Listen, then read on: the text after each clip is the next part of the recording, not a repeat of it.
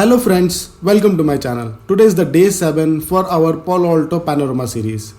So this video is a continuation of our previous video to do a setup of our panorama, and this is part 3, and this will be the last part for that particular setting of the panorama. So in this video we are going to see what are the types of policy that we can configure in panorama, how we are going to configure security policy in panorama, how we are going to configure NAT policy and pushing to the firewall, and also we are going to enable internet to this host machine which is connected behind this Palo Alto firewall to all the sites. Okay, so I'll highly recommend you to please watch this video till the end, because this will be a regular or a daily task that you are going to get. If you are a panorama administrator or a firewall administrator, it depends on what company you're working. So if you are administrator of a panorama, you have to push the policy, you have to check the policy, you have to enable the access from source to destination. So this video will be really helpful. Why you are going to create a security policy, what are the steps that you have to perform, everything I'll be covering in this video. So it will be really helpful for your day-to-day task, as well as when you go for any interview you can explain in a very clear manner. So yeah, also I'll request you to please subscribe my channel and hit the bell icon so that you never miss a video from me. So without any further delay, let's get started.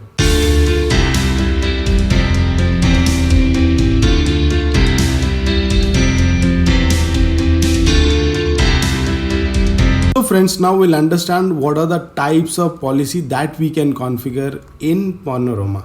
Okay, so if you go to the policy tab, right, you will get a lot of options. So security policy, NAT policy, QS policy, and there are so many policy that you can configure, right? Now in this video we are going to focus on security policy in Panorama. Okay, so there are 4 types of rule that we can configure, that is pre-rule, local rule, post rule, and default rule. And this screenshot I have taken from Firewall, right?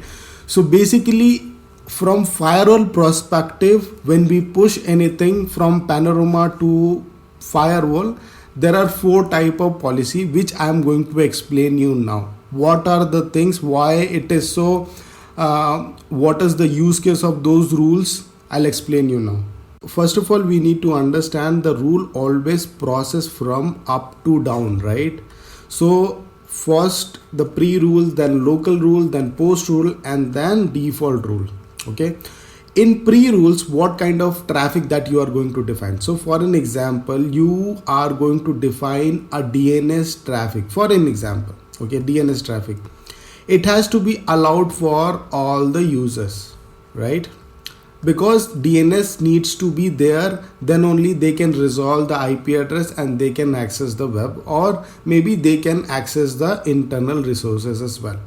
Okay, maybe you are going to block anything which you think that IP is malicious IP address. So in pre-rules, the rules that you are going to define, it's something called as the traffic has to be allowed for everyone, right?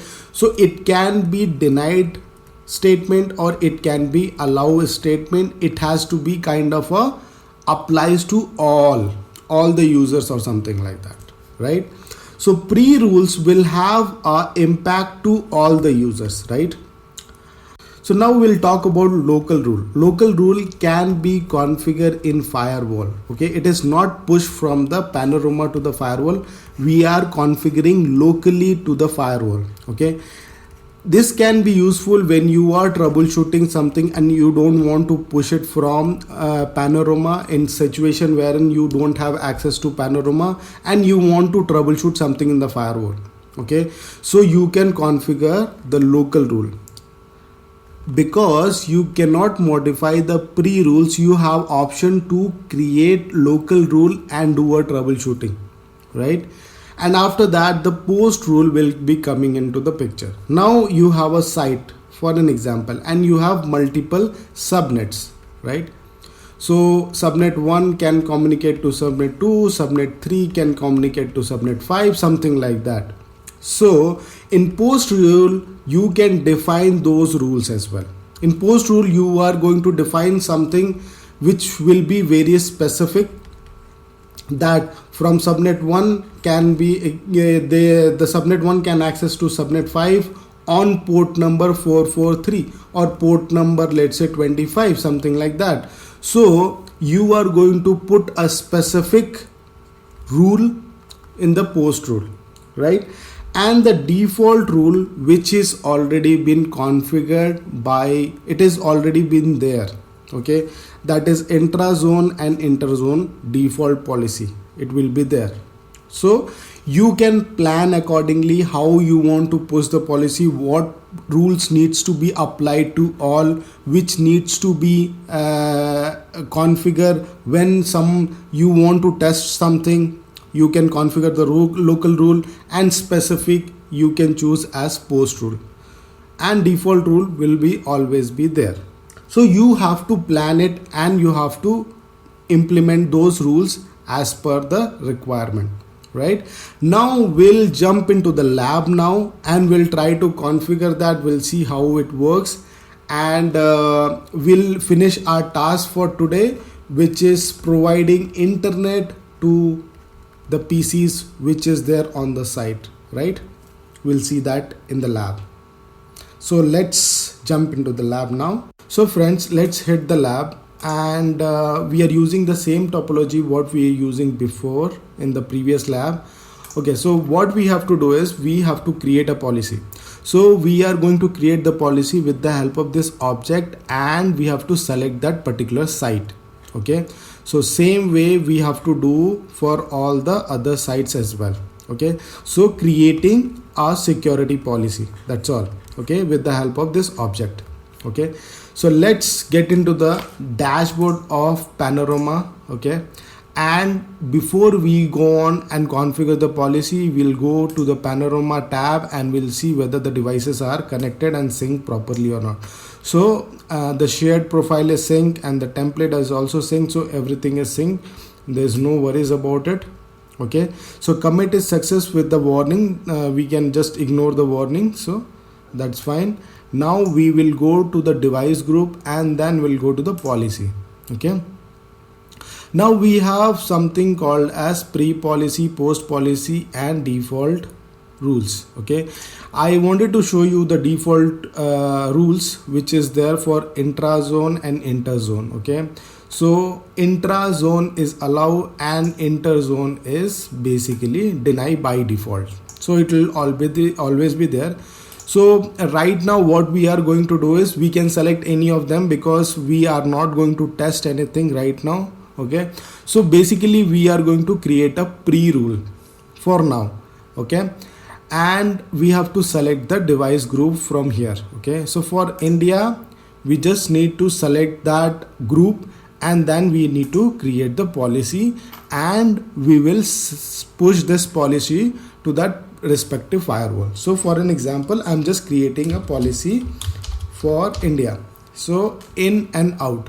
So I am what I'm doing is I'm requesting that particular policy that whenever somebody is coming from inside going outside, so just to name it so that I can recognize that. Okay, now we'll go to the source and we'll define a inside zone. Okay, and I am going to define the address group. So what is the India address group? Okay, now I am going to I don't need to define this source user and source device. I'll go to destination, I'll choose any I'll be choosing the outside zone, and destination is any because we are not sure where we are going on internet. Okay, so application any, and this is also any, everything is any, allow. Okay, so I'll be doing this thing for all other device group as well. So same way I'll be doing for UK as well. Okay, so same way inside outside. Okay, so let me complete this because it is a repetitive configuration. So I'll just stop the video for now and I'll show you what are the configuration or what are the rules that I have configured right now. Okay, so once it is complete, I'll start the video again.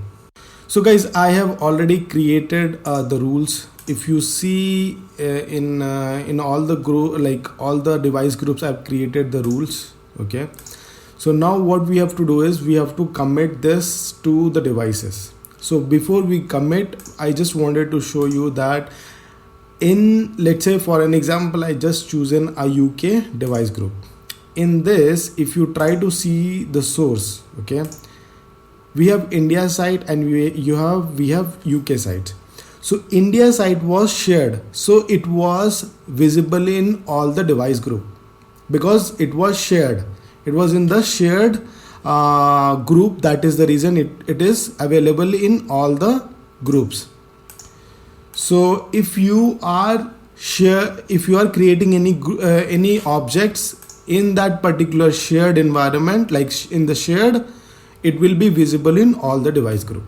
Okay, so this is what I wanted to tell you. Let me commit this one. So it's better, like I was doing commit and push, but it was not happening properly. So what you can do is just commit. It is a lab, that is the reason it is happening for me.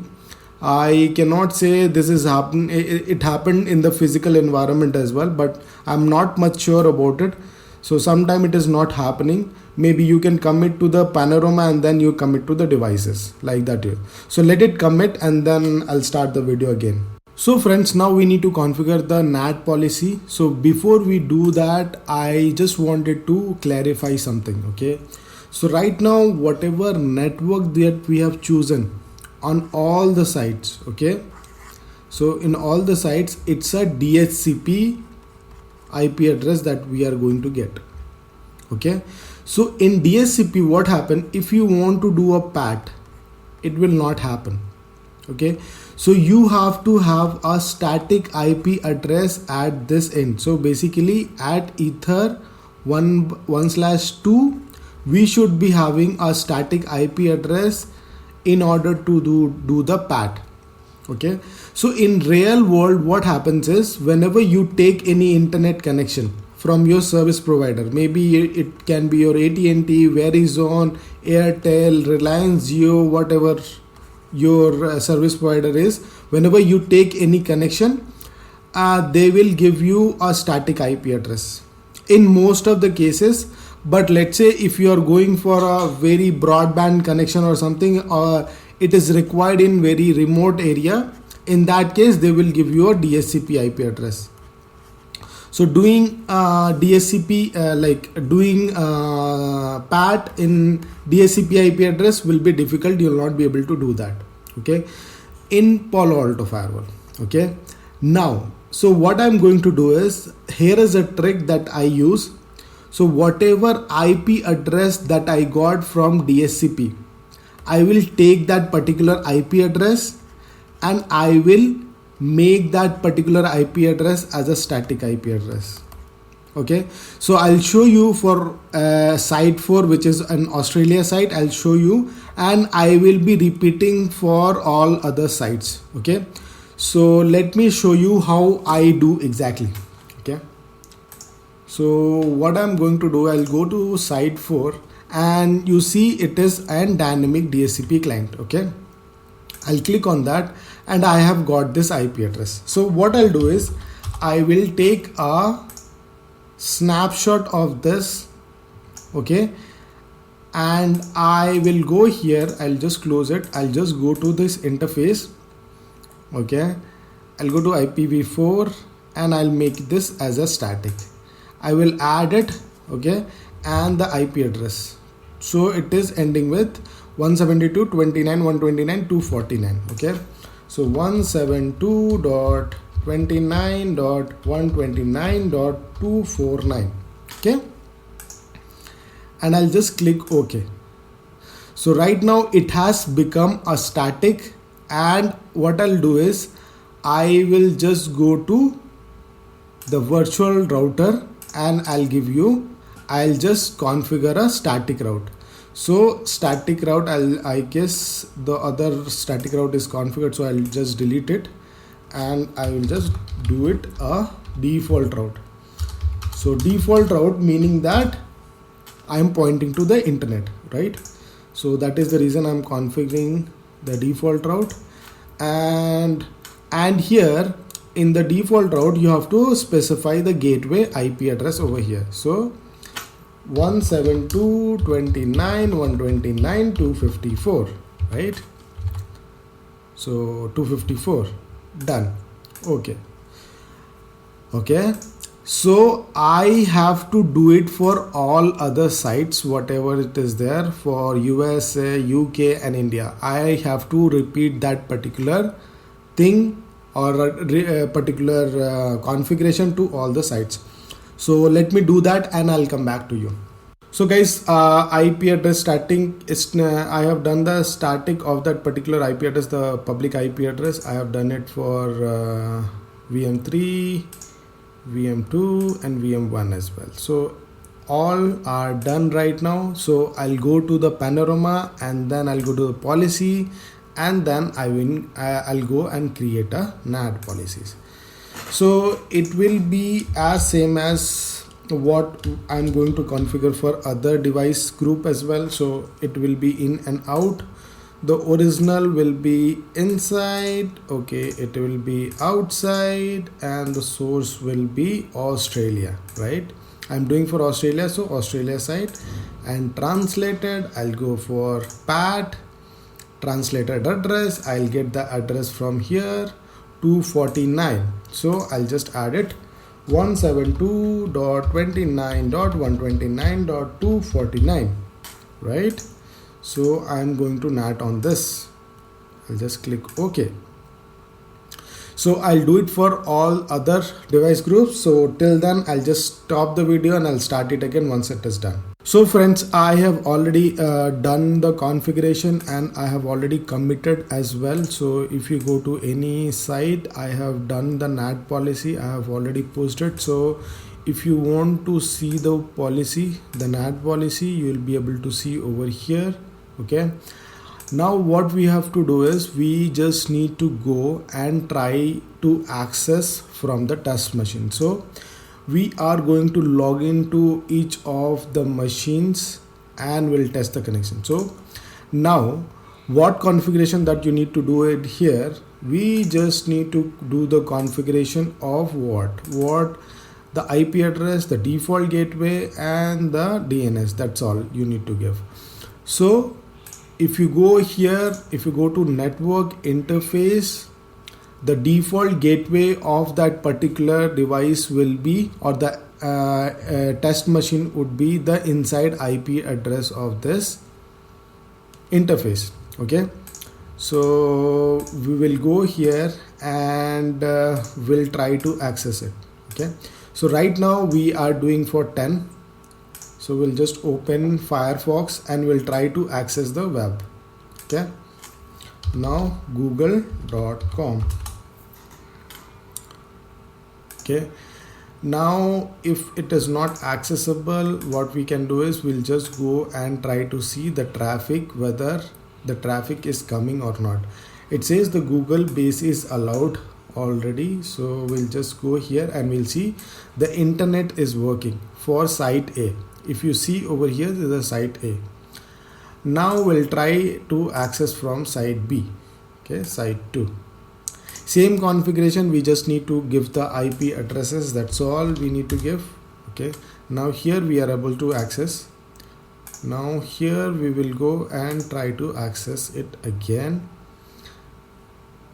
Okay, so google.com. Okay, meanwhile I'll try to access for 4 as well and we'll see whether we are able to access it or not. Okay, now if we see over here, okay, and we'll try from here as well, google.com, we are able to access it, but in 3 we are unable to access. So we'll go here and we will try to check whether we have given a default route over here or not, because it was little confusing for me as well. Okay, so I have given the proper policies, the NAT policies. I can see it's outside. It has to go from here. Okay. Still it is not working. Let me check the monitor.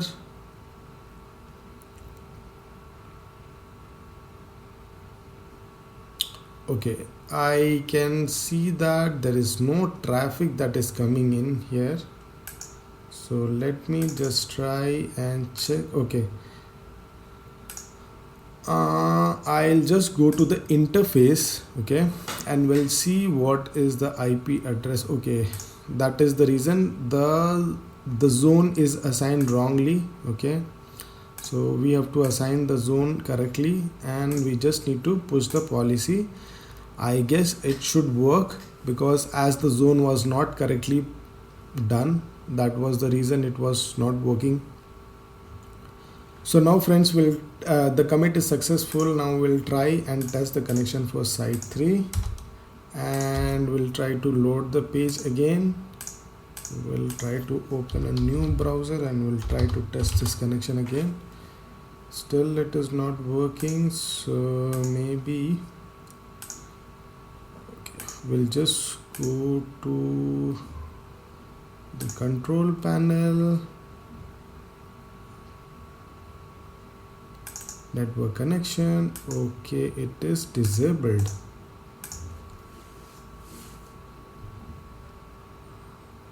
Okay, now I suppose it should work now.